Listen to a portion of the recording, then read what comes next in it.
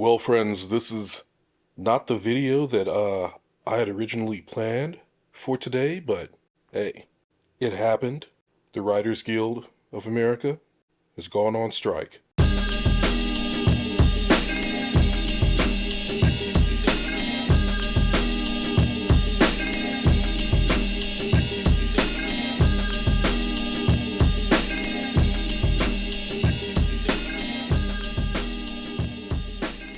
So last night I went to the movies. I saw Polite Society, it's a really great movie, but it's this really weird kind of like mashup of different genres, different movies, martial arts, teenage coming of age, comedy, Bollywood, all sorts of stuff. Anyway, excellent movie. It's already one of my favorite films of the year. If you can check it out in theaters, check it out in theaters. If you have to wait until it comes out to like streaming or home video, then just make sure to catch it. It's a great film. I highly recommend it. The reason I bring this up is because I did not know I did not know that the strike was on. I guess I was in the theater when the news came out, but when I was leaving the theater last night and checking Twitter and social media and everything, I saw that the strike was definitely on. Started at 12:01 a.m. on Tuesday, May 2nd. As a matter of fact, the statement that was released said, "The Board of Directors of WGA West and the Council of WGA East, acting upon authority granted to them by their memberships, have voted unanimously to call a strike effective 12:01 a.m. Tuesday, May 2nd. The decision was made following 6 weeks of negotiating with Netflix, Amazon, Apple, Disney, Warner Brothers, NBC Universal, Paramount, and Sony under the umbrella of the Alliance of Motion Picture and Television Producers. Though our negotiating committee began this process intent on making a fair deal, the studio's responses have been wholly insufficient, given the existential crisis writers are facing. Therefore, earlier today, the WGA negotiating committee unanimously rejected the AMPTP's final offer before deadline and recommended to the WGAW board and WGAE council the issuance of a strike order." So yeah, fam. The writers of all your favorite TV shows and movies are on strike. The last time this happened was 2007. 2007 writer strike lasted about 100 days. Certainly affected the industry. We're going to see how long this strike lasts and how it affects the industry moving forward. And if you're wondering, what is going on, why are the writers striking? It's simply because they're just asking for fair compensation for their work. And given that the entire the entire media landscape is changing, you gotta hammer out some new deals. You gotta look at what is happening, what is affecting writers, and make accommodations for all that. And when I say the landscape is changing, it's new stuff, but it's also stuff that's already kind of been in place that have affected writers. We're talking about stuff like streaming, for instance. Since the last strike, streaming has become a monster, and writers are not being fairly compensated for their work that they do for all these, Netflix and Disney Plus and Paramount Plus and whomever else, Max, right? They're not being fairly compensated for their work. They're not getting the residuals.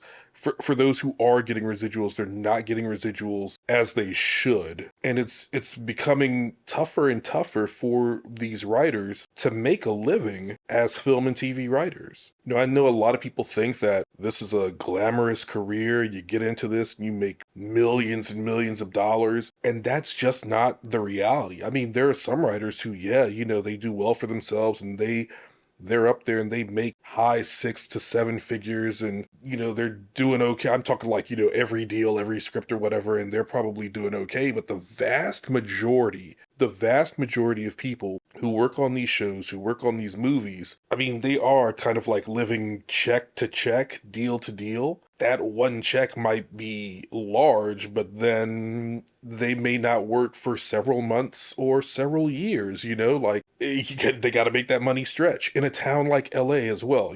I know it's difficult for some people to feel sorry for folks that they look at and think that they're living such a glamorous life or in such a glamorous industry.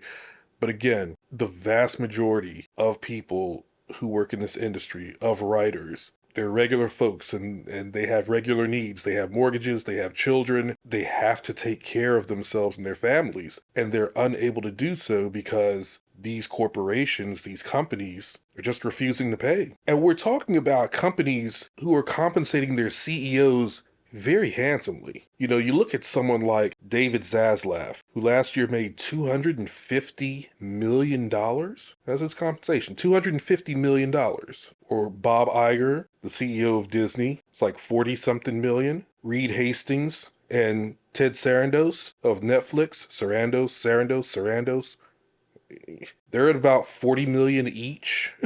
Right? I'm going to here's a clip from writer and comedian Adam Conover talking to CNN. I'll let him explain. So I'd point out the fact that David Zaslav, the CEO of Warner Brothers Discovery, which is, the parent company of the network I'm talking to you on right now, was paid $250 million last year, $250 million. That's about the same level as what 10,000 writers are asking him to pay all of us collectively, all right? So I would say if you're being paid $250 million, Ted Sarandos made about $50 million last year. These companies are making enormous amounts of money. Their profits are going up. It's ridiculous for them to plead poverty when the writers who are making their shows, some of them are not able to pay their rent or their mortgages. I literally know writers who have had to go on assistance because they have not been able to make their year. If you look at these companies, they're making more money than ever. It's the people who make the shows for them that are making less. Like, these motherfuckers are making bank. And the thing about it is the content, I hate the word content, but the content that these writers are creating are helping these companies see record profits. So the companies are seeing record profits. The executives are seeing record raises in their compensation. But the writers, the creators, the people whose backs all these profits have been made off of, are barely making it. They're not making it at all. They're not seeing any yeah.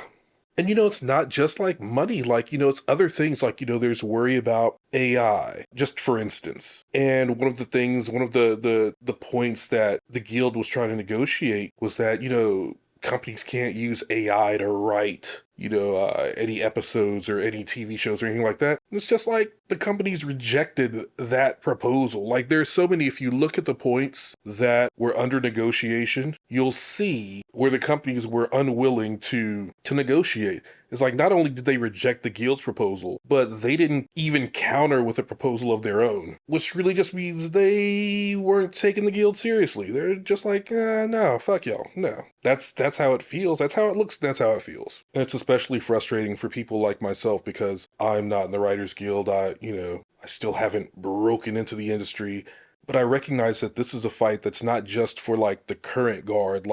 They are fighting for people such as myself, such as you, if you are looking to break into this industry as a writer.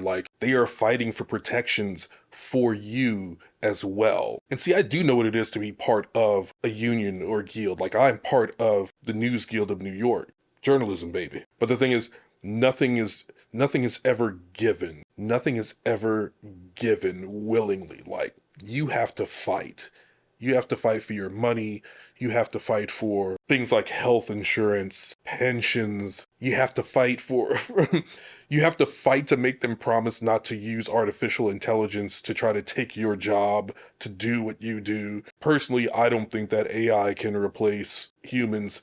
I think that we are far, far away from that happening. But you still got to put this language in place. You still got to put it in a contract. Something that's legally binding. You got to look out for yourself in that respect. And when I'm talking about the Guild as a whole, and do this for all of us, whether we are in the WGA or whether you're, what you consider pre-WGA. So yeah, y'all, that's what's happening right now. Today was the first day of the strike. You had people out there, both in LA and New York, picketing. It's a beautiful thing to see. I was looking at all the photos and videos. You know, I even saw like a photo of a dog like wearing, you know, strike paraphernalia. And it's just like, yeah. Hopefully this video that I'm making can be seen as a show of support, because you know, as I mentioned earlier, you know, this fight is not just for the ones who are already there, but for those of us, for future writers. Yeah, this is it's going to be interesting. It's going to be interesting to see how this will affect things going forward. We'll see. We'll see, y'all. Resolution will come. Something will happen, and I'm hoping for the just absolute best outcome for writers. I stand with the WGA.